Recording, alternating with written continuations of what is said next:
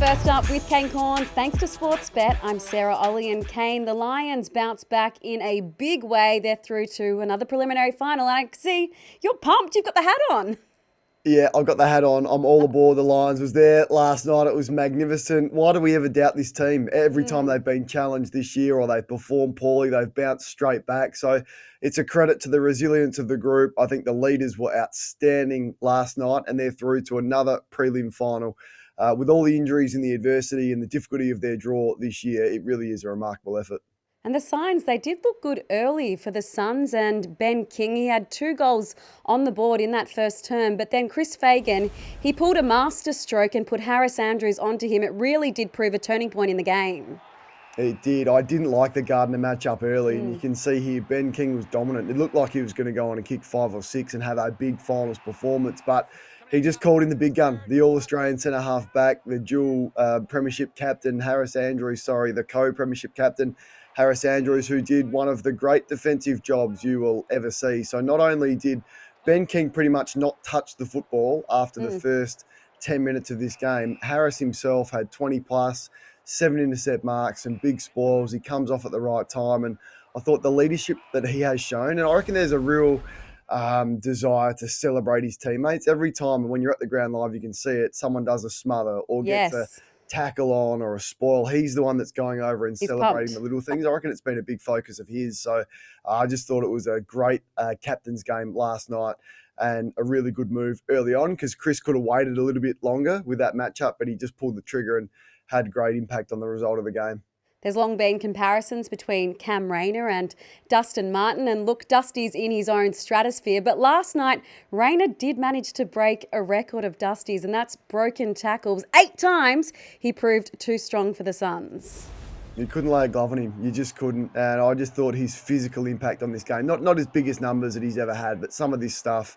And really, his tackle, he just looks at him and goes, all right, you want to try and tackle me? Even bigger opponents like McAndrew, good luck to you. So I thought it was an important game for him because last week he was criticised pretty heavily over some of his body language and not coping with the tag and a bit of flopping stuff. And there was a lot of commentary about that. So a sign of maturity that he put his hand up. He addressed last week's performance and then came out and just physically asserted himself on this game. And that's the real strength of the Lions. We've spoken about it for a long time, but the talent they've got in the front end of the ground, the medium to small forwards, and they were everywhere last night. We know about Zach Bailey, the All-Australian. Loman's back into form. Charlie Cameron slightly turned the corner, although he didn't have a big scoreboard impact last night. Archie's down there. They're absolutely everywhere, but I think Cam Rayner is the most destructive of those. And, yeah, it was a terrific physical performance from him last night. And then there's a Norm Smith medalist called Will Ashcroft who goes all right as well. We know no Lachie Neale, but Ashcroft seemed to relish a more elevated role in that engine room. I just reckon he's better without Lachie Neale, as big a statement as that is. Wow. And that's not taking anything away from Lachie, but there's something about him that thrives on the midfield. He's a midfielder. I mean, and when he goes to half forward, yeah, he can play his role, but not like this. So the difference for his game last night was his ability to explode outside. So win the ball, but this sort of stuff, like his run, I thought his speed was really strong last night and then went forward and really impacted the score. So kicked a couple of goals, they're nearly double-digit score involvements, and I just thought he was enormous. So they've just got so much depth through that midfield that even when they are significantly challenged and they're missing a dual Brownlow medalist, that the others go, I'm going to relish this midfield opportunity. Rayner, Bailey, and both Ashcroft boys really stepped up last night. Well, speaking of Lachie Neale, the dual Brownlow medalist, I thought it was season over with that calf injury, but it appears he has other plans should the Lions make the grand final.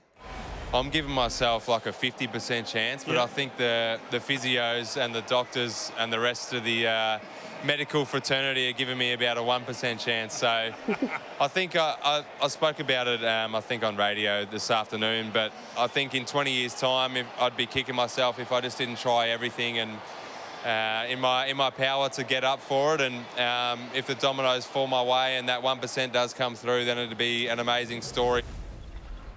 I really love this because what it does, it keeps him engaged with the group and it keeps him motivated to be out there training, to be engaged with the group, to have that little carrot to chase. Now, he's not going to play in the grand final like this. It's a great media story for us, Sarah, and we'll follow it with interest and any little clues that we can pick up. And there'll be shots of him in hyperbaric chambers and all of that.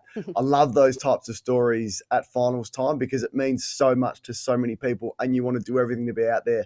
He's not going to play, but I love the fact that he's chasing it and he's not giving up on the dream. And what that will do, it'll keep him engaged with the group for the next couple of weeks with just a slight hope that a miracle could happen.